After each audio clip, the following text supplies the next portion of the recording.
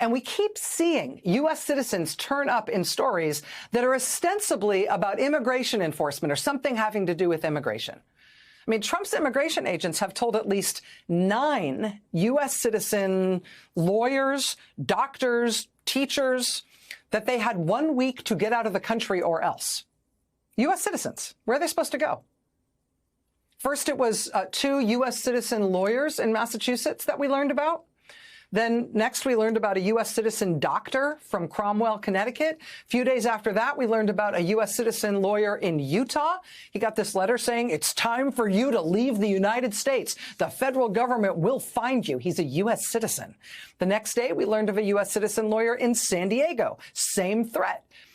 Then we learned about another U.S. citizen lawyer in Austin, Texas. The day after that, we got new reporting on a U.S. citizen lawyer in Houston, Texas. This guy is born in Connecticut. He's a lawyer working in Houston. The Trump administration comes to him and threatens him to get out of the country immediately or else. Where is he supposed to go? The day after that, we learned of another U.S. citizen lawyer in Los Angeles, told by the Trump administration to get out of the country immediately, with all the attendant threats. I mean, it just keeps happening. Here's another one reporting from Wisconsin Public Radio. Headline, the federal government will find you. Immigration officials wrongfully told a Fox Valley man to leave the United States. Department of Homeland Security told a retired college administrator to depart the United States immediately. The letter to this random retired college administrator and teacher, an American citizen born in Western Pennsylvania, tells him, quote, if you do not depart the United States immediately, you will be subject to potential law enforcement actions that will result in your removal from the United States. Do not attempt to remain in the United States. The federal government will find you. Please depart the United States immediately. Well, at least they said please in that one. Now, in some cases, reporters who have been following up on these bizarre cases where U.S. citizens are being told to get out of the country. In some cases, reporters following up on these cases have been told by the Trump administration that these threats were sent by mistake. But not in every instance, and not to everybody who has received these threats. I mean, we've had Trump's immigration agents try to arrest Puerto Ricans in Newark and in Philadelphia. People from Puerto Rico who, by definition, are U.S. citizens by birth. But apparently the Trump administration has not been able to figure that out, so they've been arresting people anyway. In Arizona this month, Trump's immigration agents arrested a U.S. citizen in Arizona, held him for 10 days in an immigration prison, even though he is a U.S. citizen. Leon County, Florida, a week and a half ago, they locked up another guy, U.S. citizen, initially would not let him go, even when his birth certificate showing his birth in the United States was handed over to the court. And now they have started sending U.S. citizen children out of the country, including one case Friday night in which the deeply conservative Trump-appointed judge in Louisiana who got the case said that he had a, quote, strong suspicion that the government just deported a U.S. citizen with no meaningful process.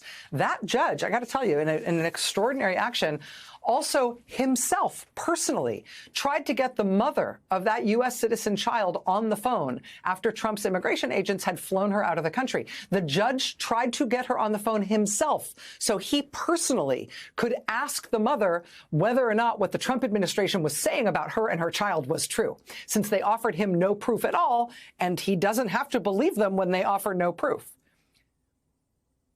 They offered him no proof at all of what they were saying about this mother before flying that U.S. citizen out of the country without a single moment's appearance in court. And so the judge turned himself into a detective, trying to find the mother himself, to get her on the phone, to do some fact-finding, to figure out what had happened here, since nobody was before him in court, just the government saying stuff without proof.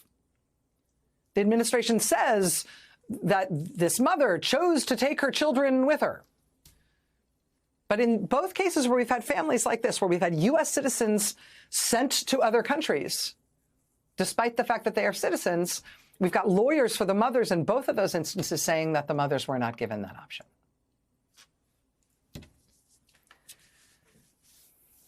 You sometimes hear this statement that, you know, everything they're now trying to do to immigrants, they'll eventually try to do to U.S. citizens.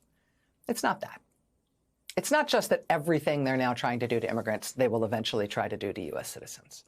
It's that what they are trying to do to immigrants already, they are already doing to U.S. citizens. These guys do not color inside the lines, right? And they are counting on us being inured to the cruelty and chaos and just flagrantly reckless incompetence of all of it, because they're saying this treatment is for immigrants. And the agencies doing it are just the agencies who handle immigration-related issues. But it's not true. It's citizens, too. But honestly, even if it wasn't citizens, this is the behavior of our government with our taxpayer dollars operating under the constraints of our Constitution, which constrains how the government is supposed to treat all people in this country. I mean, 100 days in, if anything is clear, it's that, yes, some of what they are doing is intentional, including the cruelty, but a lot of it is just them screwing up, just them being completely slipshod and shambolic and incompetent in ways that ruin people's lives and in ways that are just dumb.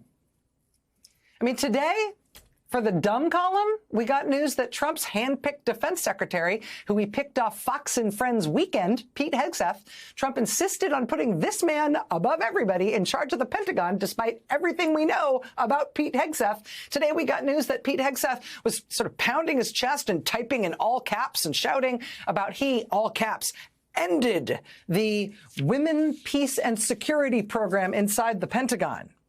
Yeah, I bet he hated that name. He called it a, quote, woke, divisive social justice Biden initiative pushed by feminists and left-wing activists.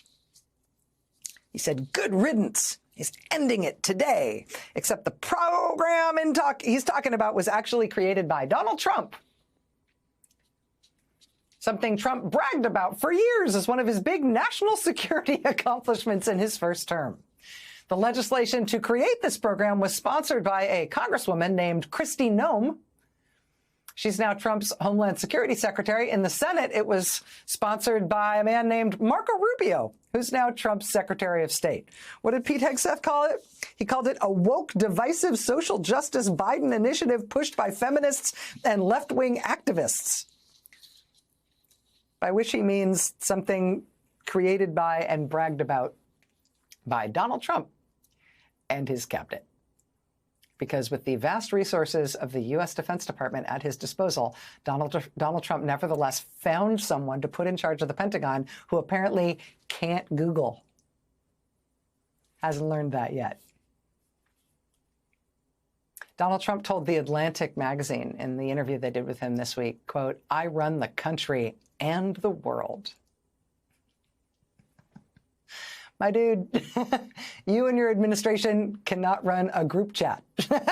You cannot figure out how to fire the guy who can't run the group chat because you're afraid that that would mean you're going to have to start firing everybody who keeps screwing up so badly. I mean, today, just like take a random glimpse at the news any day.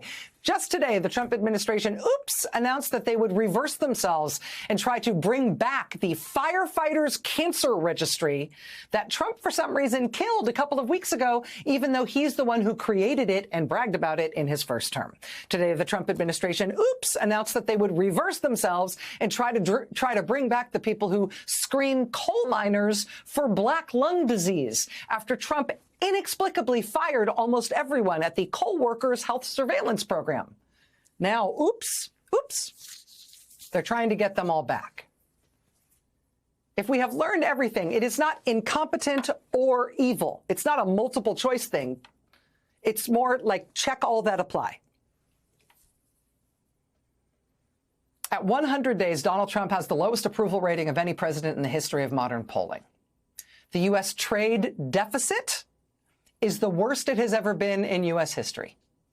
U.S. stocks in his 100 days have underperformed the rest of the world by the widest margin in more than 3 decades.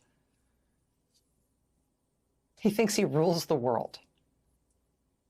What he runs is a shambolic, cratered federal government that has agents randomly terrorizing Oklahoma City moms and their daughters and forcing them out into the rain in their underwear in the middle of the night, and then leaving with all their money.